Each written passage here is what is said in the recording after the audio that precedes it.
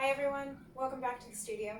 Today we're going to go over the proper alignment for a low lunge and low lunge variations. So short video, just a little bit of food for thought for you to take into your next practice. So go ahead and grab your mat, grab something comfortable, and we'll get started in a tabletop position.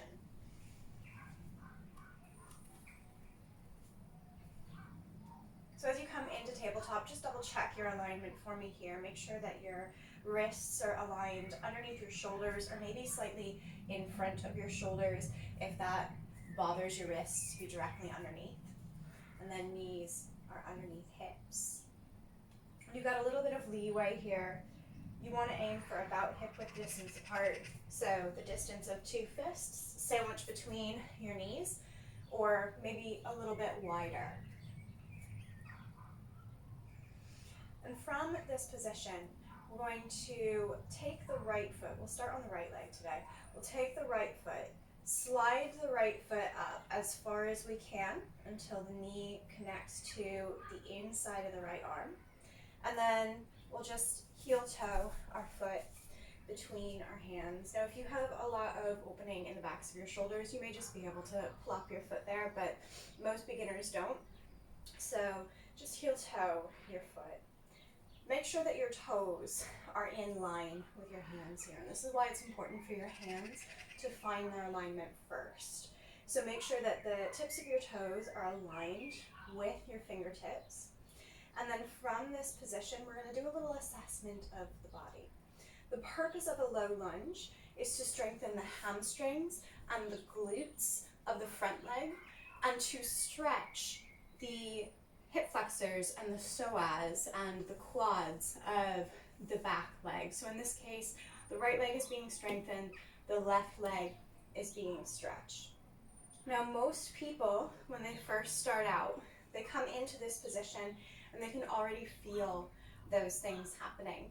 Some people though, especially if you've been practicing for a little bit longer or you have a lot of flexibility in the front of your body, you'll find that you're not getting much of a stretch in the left side of your body. So what you want to do is move the back foot farther back on the mat. And that's kind of the golden rule of yoga, is you always want to move the back foot farther back rather than moving the front foot. So once you've found a position where you're starting to feel a little bit of a stretch into the back leg, just along the front of the back leg, you'll turn your attention to your right foot, your front foot. And step number 1 is to find all 3 arches of your foot. So arch number 1 from the big toe to the heel. Number 2 from the little toe to the heel. Number 3 from the big toe to the little toe. Then you're going to shift about 80% of your weight back into your heel. So equal on arch number 1 and arch number 2, but 80% of the weight is going to shift into the back of your heel. From here, you'll squeeze the heel and the left knee together like you're trying to create a wrinkle in the mat underneath you. And what you'll find is that your hips slide into a nice straight line. You'll also feel a lot of activation in that front leg if you're not already feeling it. So that's going to give you a nice stable base. It's also going to ensure that you're getting the activation and the stretch in all of the proper muscles. The last thing that's going to do is just make sure that the shin is actually parallel to the wall in front of you. So we want the knee and the ankle to be in line at all times. So if we're squeezing back and pulling that front leg back, that's going to happen automatically. From this position, you've got a couple of variations that you can go into. Option 1, you can tuck the back toes, lift the back knee, and come into another variation of a low lunge where you're getting a little bit more strength building. Now in this pose, I invite you to play around. You have the option of continuing to squeeze the toes, the left toes, and the heel together to try to create that wrinkle under you to keep the legs nice and active. You also have the option here of pulling back with the right foot and just grounding down with the balls of the left toes. So if it's a little bit too intense to squeeze everything together, just focus on grounding down. And that's another variation of your low lunge.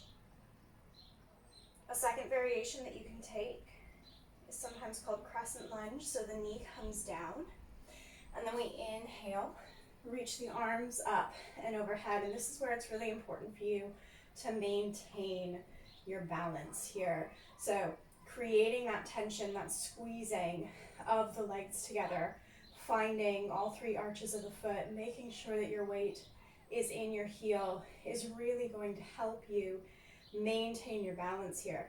Because as soon as you release that tension, and as soon as you start to come forward, and as soon as you lose the alignment of your shin, you're going to start opening up to the side and falling all over the place.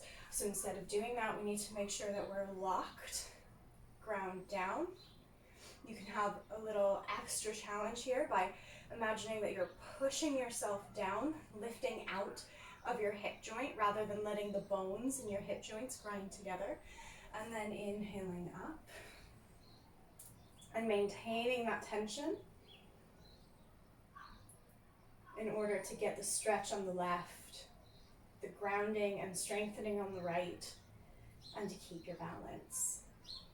And then from here, you've got all sorts of things that you can do. You can come up into a high lunge as well. You can come into some twists, maybe a little mini exalted warrior, cartwheel back down. So you've got options. If you want to come out, very simple, just bring your hands down to the earth. Rock your hips back until you've got enough room to free the foot and sweep back into tabletop. Maybe give the hips a little wiggle just to neutralize. And then the same thing on side two, on your left side. So once you find a comfortable alignment in your tabletop position, once you make sure that the shoulders and wrists are in their alignment, you can bring the left leg forward. Just heel toe it, doesn't have to be a fancy movement. And you want to align toes and fingertips. Take a moment to assess the body. If you need to walk the knee back, walk the right knee back. Just make sure it's the back leg that comes forward. It's the back leg that comes back. Find all three arches of the left foot. Big toe to heel, little toe to heel, big toe to little toe. Then shift about 80% of the weight through the inner and outer arch into the heel.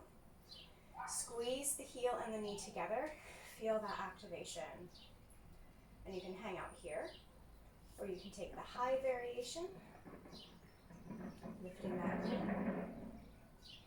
keeping the hands down, or you can bring the knee down. Squeeze everything together, push down to lift up, free the hands, come into a little crescent lunge. And by this point, you should really be able to feel the hamstring and the glute working on the left side, and all your hip flexors and your quads, getting a nice big stretch on the right side. And then from there, you can have a play.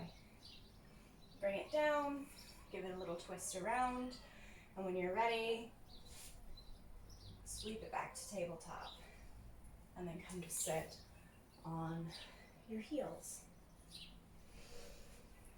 So, that is your low lunge.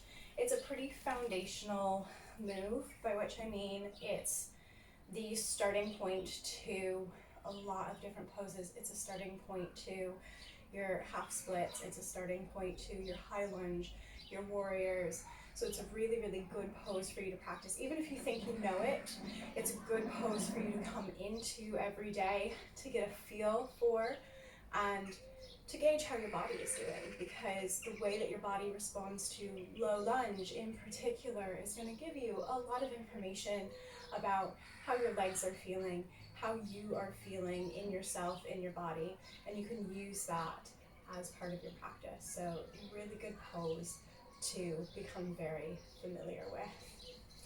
Anyway, I hope that that helps you. I hope that gives you a little bit of something to play around with, a little something to think about when you're on your mat next time.